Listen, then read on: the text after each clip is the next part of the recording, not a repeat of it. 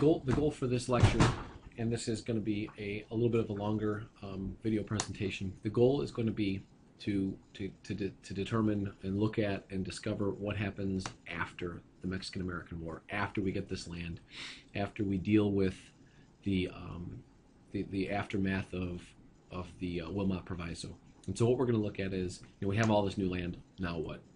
And we're going to try and delve into 5 big issues that are created as a result of Wilmot opening Pandora's box, opening up the issue of slavery for discussion on the congressional floor. We're going to look at how Congress tried to solve their differences. Sorry about that. We'll look at how Congress tried to solve their differences and how that ties in this idea of popular sovereignty and what that means. And then we'll also use the events of the Compromise of 1850 to assess how they did. I'm sorry, the events after the Compromise of 1850. So we'll look back at the Compromise of 1850, looking at things that happened to see how did it work out? Did the compromise work? So here is the United States in 1850, and this is going to be as of the Compromise of 1850. And so what we're talking about when we talk about the Mexican Cession is, of course, this territory over here. I want to focus on this chart real quick and some questions that I want you to consider. What we have here is cotton production, and we see going from 1790 to 1860, you see the dramatic increase in the amount of cotton that's being produced in the United States, specifically in the South. And if you look at this chart, I want you to think, why would Southerners want to protect slavery? How does slavery tie into this chart? How did slavery expansion impact slavery where it existed? We talked a little bit about that in class today. And what are the South's choices? And I would like for you to be prepared to discuss these ideas. If we look at why would Southerners want to protect slavery, I hope you can see the financial implications that this chart could present. How did slavery expansion impact slavery where it existed? Think about the Senate. And then what are the choices? What are the choices that the South has? Well, they can work with the North, they can work against the North, or they can start to threaten to leave the Union altogether. I did this demo in both classes today where I separated 2 groups of people to Democrats and Whigs, and then talked about how there were Northerners and Southerners in both, and then brought up Wilmot's Proviso and saw how the dynamic shifted where Northerners went with Northerners, Southerners with Southerners, regardless of whether or not they were Whigs or Democrats. And in 1848, a president is elected, Zachary Taylor, and in the midterm in 1850, what we get a Congress that is made up primarily of sectional politicians. No Democrat, not really. They were Democrats, or maybe they were Whigs, or they might have been emerging free soilers or something like that. But really, what they were first and foremost was they were abolitionists, or they were staunch supporters of Southern states' rights, which we call fire eaters. And these are the people that are going to have to decide the fate of the country in 1850. They're the ones that are going to have to determine what can and can't be compromised. And the question that we have to consider is, can extremists compromise? If you have somebody who is an abolitionist who believes that slavery is morally wrong, can they ever compromise with Southerners to allow slavery to continue to exist somewhere or even expand?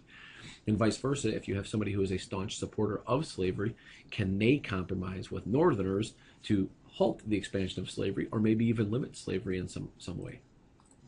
So what were the issues? And these, you need to have these down. You don't have space. I'm sorry, you have space on the right-hand side of the notes.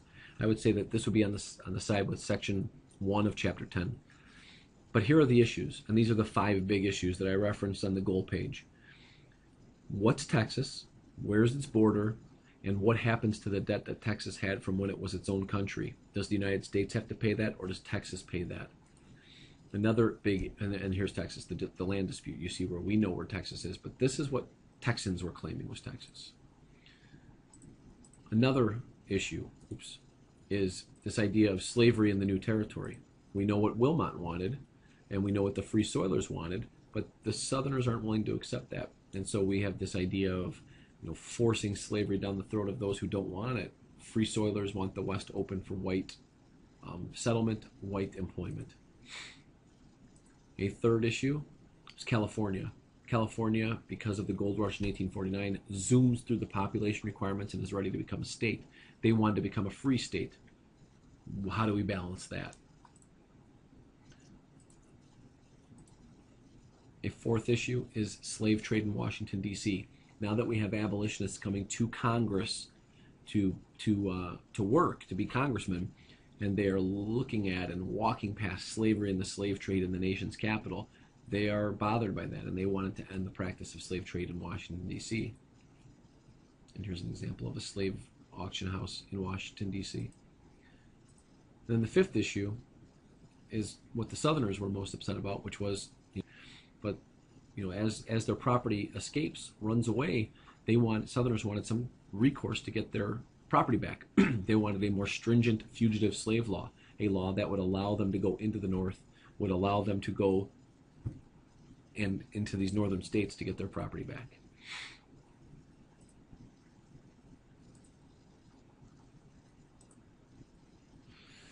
We remember Henry Clay from the Missouri Compromise, and in 1850 he's going to attempt one last compromise. And so here's what he did. You take those 5 issues, and he puts them all into one bill. It's called an omnibus bill, a big package. And so the question for you is, how would that be a compromise? And what I want you to think of is, if the Fugitive Slave Act is a part of it, and Northerners have to vote for it, and Southerners have to vote for it, are they compromising? Or you think of something like ending the slave trade in D.C. If they have to both vote for it, is that a compromise? And Henry Clay believed that that was the best way to get them to compromise. However, the president vowed that if he got that big bill, he would veto it. All he really was concerned about was California. He didn't want to deal with the rest. It fails in a committee, and so the big package bill doesn't pass. And the fact that it doesn't pass kind of exhausts Henry Clay, and he gives up on it. The pieces will be picked up by a new generation of politicians, a new politician, or a new emerging powerful politician from Illinois. His name was Stephen A. Douglas.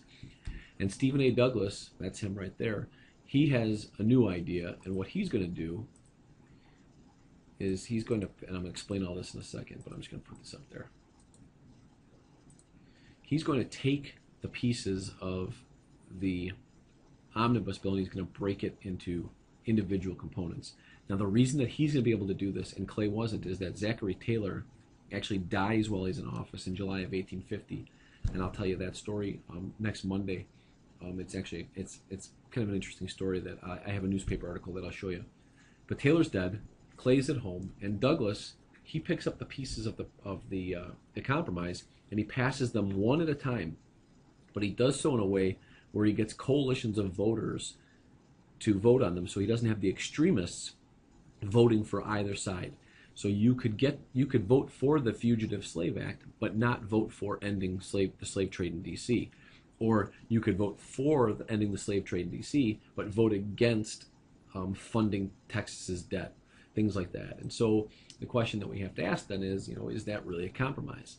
If you're sneaking, like this cartoon suggests, if you're sneaking the Fugitive Slave Act into the pocket of a northern politician, or if you're doing these things that doesn't have the consent of those politicians, is it truly a compromise? So when we look at the Compromise of 1850, it is very divisive. It divides the country even further because each section seems to be getting what they wanted, but they're still angry and they don't like what the other side got, and they don't feel responsible for it because they didn't have to vote for it. Here's a quote from Abraham Lincoln from 1858. He said, "In my opinion, it will not cease until a crisis shall have been reached and passed. A house divided against itself cannot stand. I believe this government cannot endure permanently half slave and half free. I do not expect the Union to be dissolved. I do not expect the house will fall. But I do expect it will cease to be divided. It will become all one thing or all the other." Here's the United States in 1850. Now, as a result of the Compromise of 1850, as a result of this new way of thinking, what they were going to decide to do was to open up this territory to something called popular sovereignty. Right? So you see the Utah territory, the New Mexico territory, cutting off what Texas believed was theirs. This idea of popular sovereignty, I'm sorry, I'm going to go back to that last one. This idea of popular sovereignty is that the people who move there will get to decide whether or not to bring slaves by whether or not they bring them. This is thought up by a guy named Lewis Cass from Michigan, who was a politician. Eventually, he'd be a presidential candidate. But the idea of popular sovereignty removes the Congress from that responsibility during the territory stages, and it puts it on the people. So imagine a scenario like this. Now, this doesn't happen here, but I'll use it as the example. But let's say the Utah Territory, let's say 45% of the people that move there bring slaves, and 55% of the people that move there don't bring slaves. And when it's time to decide when they were going to become a state, the majority would rule. So the question that would be left to be answered later is, what do the 45% of the population who brought their slaves to this territory because they could, and now it becomes a free state, what are they supposed to do? What happens to their property? But that seemed like a long way off and something that they could solve later.